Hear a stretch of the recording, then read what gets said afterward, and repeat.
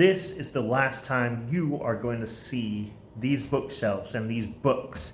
Well, maybe not these books, but these bookshelves for sure, my videos. Reason being, I'm going to be moving back to the US in just 2 weeks as of filming this video. And I cannot take every single book with me. And of course, I cannot take the bookshelves with me. I must sell them off. So this video is going to be talking about my journey here in Indonesia, as I'm an American citizen and I've been living over here for 14 years, and I feel that it is time for me to move back. And this video has a major lesson. Growth, it comes from challenges, which is quite an obvious message, but life doesn't always happen linearly, and there's a lot of different things that happen that contribute to the growth of our life. So this video is going to explain a lot of the things that I went through here in Indonesia as a foreigner, and the things that helped me to grow as a person and as an educator and as a father. And it will talk a lot about my friendships that I've built here and how those friendships have changed me, how the work has changed me, and what my plan is for the future. So kind of a bit of a different video here, but as I talk about my experiences, I won't talk about them linearly, but I will talk about the overall impact of the choices that I've made and the experiences that I've had, because we learn the best through our experiences and the things that we do in our lives and the people that we meet and the choices. So I really hope that you enjoy this reflective video, and let's get into the nitty-gritty, dive into the details of my life, and I really hope that you enjoy it. I may have mentioned this before in some of my previous videos, but why did I come to Indonesia in the first place? Well, I graduated from Portland State University back in 2011, and I always wanted to live abroad and experience especially Asia. And I had an internship here in 2010 through the program of ISIC, which is a pretty amazing program. It gives university students the chance to do internships abroad, short term, like 3 months, which is what I did. And I liked it here. I thought it was pretty cool. The culture was quite engaging. So when I arrived here in 2011, after graduating, getting a job, one of the first jobs that replied to me at a place called EF English First, and it was in Jakarta. So I moved over there. It was really exciting. I was fresh. I was 26 at the time, believe it or not. And so when I first arrived, I knew kind of like what I was doing because I had been here before, but adapting to that classroom, adapting to the work life here was really tough. And actually that first year was probably the toughest. A lot of it had to do with the coworkers that I was with. And the coworkers I got along with for the most part, but it seemed like it was very surface level. And I don't know whether that was because I was expecting something totally different. Most of the people that I was working with at that time were from England, and I had never worked with any British people. And so it was a whole new experience for me, being fresh out of college and going straight over to an environment where, wasn't used to the culture, I guess. The Indonesian culture I was totally absorbed in though. And I was totally into and learning the language and getting to know the people and the environment. But the place that I was living in, Cibubur, was quite far from Jakarta in terms of not so much distance, only like 10 miles to get to South Jakarta. But in Jakarta, traffic is terrible. So it felt like I was very isolated, and the people that I was working with for that entire year, they were friendly enough, but I didn't feel all that close. And when I got into the classroom though, I noticed a spark in me. I really enjoyed it. I wasn't all that good at it to begin with, but I really enjoyed it. And I do remember the very first day of teaching, and I was so entirely nervous, even though I was only teaching 6-year-olds, and I was so nervous because I was afraid of what they were gonna think about my teaching. But you know what? After the fact, in hindsight, I'm just like, those are just little 6-year-olds, and they have this teacher in front of them who's a 26-year-old, and they are very appreciative of me being there. They were excited. And so after a while of teaching, after a year of teaching, of course I got a little bit better, but I was still not up to par as to where I am now. As a 14 years in education, totally amazing experiences, and of course I've increased my abilities over the years of being here. But to be honest, I couldn't handle living in Cibubur anymore, so I had a year contract, and after that I moved to Surabaya, which was closer to where my girlfriend at the time was living, she is now my wife. And yeah, we got married like a couple years after I arrived in Indonesia. In 2013 is when we got married. So I moved over to Surabaya, which is where she was living and working. That was one of the major reasons for moving. And I'm so happy that I made that move because I was able to meet so many people here. I've grown into the culture for sure. And the people that I met here, not just from Indonesia, but also actually the majority of my closest friends are expats, foreigners like me. And I think one of the biggest things that brought us together was our common, we are all expats, we're all foreigners here. And so we had some commonalities, common feelings to the culture and the environment, because as a foreigner here, we have no rights whatsoever. And that's another thing that was a little bit disturbing to me, kind of. I cannot buy property, I cannot own a business, I can do partnerships and things like that, but I basically have no control. Cannot buy cars, cannot do anything like that. I can buy it under other people's names, but I cannot do it myself. So I didn't have that sense of control, and neither does a lot of the foreign friends that I have here. So moving over to Surabaya was such a great idea, and I'm so grateful for this city, this place that I can call my second home. So as I mentioned before, I had a lot of great friendships here, especially in Surabaya, and most of them were from Italy and France and Canada and Australia and America and China and Japan. All over the world, these friends just flocked here. Of course, we had a small community, but it felt like a lot of people, and that was what made it magical. And I shouldn't forget to include Indonesians as well, because of course I had Indonesian friends. I have Indonesian friends. So these relationships definitely shaped me, and one of the things that I did find quite difficult here as a foreigner living in Indonesia, as an American living in Indonesia, is just actually building deeper bonds with Indonesian people. And I think a lot of the fact contributing to this, the cultural fact, is Indonesians put family first. And I'm not saying that that's a bad thing. Of course, family first. I think a lot of people put family first.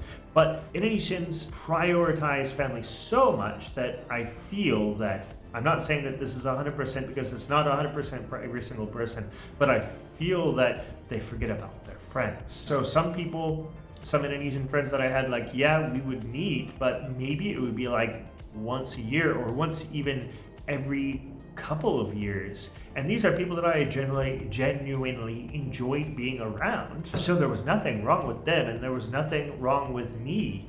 They enjoyed me too. And it showed that we, of course, kept our friendship. People get busy with families, especially when they have kids, when they start their new careers or switch careers or anything like that. So that's totally understandable. But to not see someone that you would like to hang out with for 2 years or something is kind of ridiculous, so to say. And, just to give an example, you message someone and they always say, sorry, I've got this going on, or no, I can't come, or whatever, and you do that multiple times, of course, eventually you're probably going to stop asking. And that's usually what happened with a lot of the Indonesian people that I tried making friends with. So this expat community that I had, often met up with them during the weekend or just hanging out with them at work. At EF English First, I also happened to have a coworker that was from the same city as me, Portland, Oregon. And so that was great. We noticed a lot of, it felt like having a little bit of a piece of home with me in our friendship. So yeah. And another good thing was, having the people who had families after I had my daughter in 2017, my foreign friends and also Indonesian friends who had families, we would, organize play dates and things like that, which was amazing. So Work life was balanced, especially at EF English First. The hours there were like 12 p.m. to 7, and that was a lot of fun working there, but it definitely wasn't making enough. So I moved up from there to an international school called Surabaya Grammar School, and that was definitely a huge change. But one of the things that I noticed about Surabaya Grammar School was that it wasn't really educationally based. And actually, a lot of international schools here are more of businesses than they are schools themselves. But yeah, especially Surabaya Grammar School, like they put on the facade that, yeah, this is Cambridge and certified and all that stuff, which they are. But the focus is more about bringing students in and keeping students in, which makes sense. It's a business, but just the standards were quite low. And that was not what I experienced at Sampurna Academy, which is where I'm currently working. And my experience at Sampurna Academy has been a lot better in terms of educational quality and expectations. So this is what I'm really driving for as an educator, is a place to work where the standards are high and the quality of the education and the quality of the teachers and the quality of the students' motivation are also intertwined, go well together, work well together, and is a very productive learning place, learning environment. So I don't want to dog too much on SGS because actually it was a great place to work. It's just not the best place for a long-term career. And I met a lot of great teachers there as well. Rick, Josh, Cynthia, Aggie, Alfred, to name 5 of them. They are all great people, and I love working with them. And in fact, I'm working with one of them right now at Sampurna Academy. And it's been great to catch up with him during my last year at Sampurna Academy.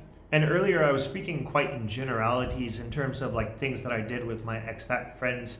Well, first of all, my friend from Australia, Glendon, we're both very much into reading. And this is something that we noticed about each other when we first started working together at Sampurna Academy in 2021. We formed like a co-worker book club, and this was focusing on mainly literature, which is something that I didn't really get into when I was younger. And so being introduced to literature books that I had never read before was actually quite fun and exciting, and it's something that I always looked forward to, especially our work discussions, and then also when we had our monthly meeting with a few other teachers from international schools. I always looked forward to that, and of course I was very sad when Glendon left last year. And I think we all expats, we eventually leave. Some people do stay for the rest of their life, but a lot of people leave. And my friend Glendon left last year. I'm leaving this year. My other friend Fabio from Italy is leaving this year, although he's not going back to Italy, but he's still leaving the country. And so it's just a matter of time. And I think when I talked with them, they said the same thing that I thought. It's time. That's how we feel. It's time. We feel it. We notice it. Our environment, everything is changing. We're getting older. And so we feel that we need to stretch ourselves and put ourselves in a different situation and experience something new, because here we're just living life day to day, stuck in the same routine, and we need to stir things up and try something new, which is exactly what all three of my best friends, or all 2 of my best friends, we're doing. We're trying something new. We're putting ourselves in a different situation to grow as people and as parents and as co-workers. I think one of the biggest challenges that I've had here, among all the other things that I've mentioned and all the positive things and all the other challenges, is actually professional growth here. Now, of course, I have grown a lot as a teacher, a learner, educator, content creator, and thought leader of education.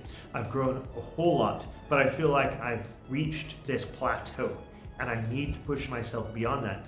And I haven't always been one of those types of people that likes to read a whole lot of books. Before 2015, I was not much of a reader. And I think Indonesia helped me to become a reader and a learner and an action taker and a true educator. But before 2015, and curiosity definitely helps to make progress. If you're not curious, you're not going to grow.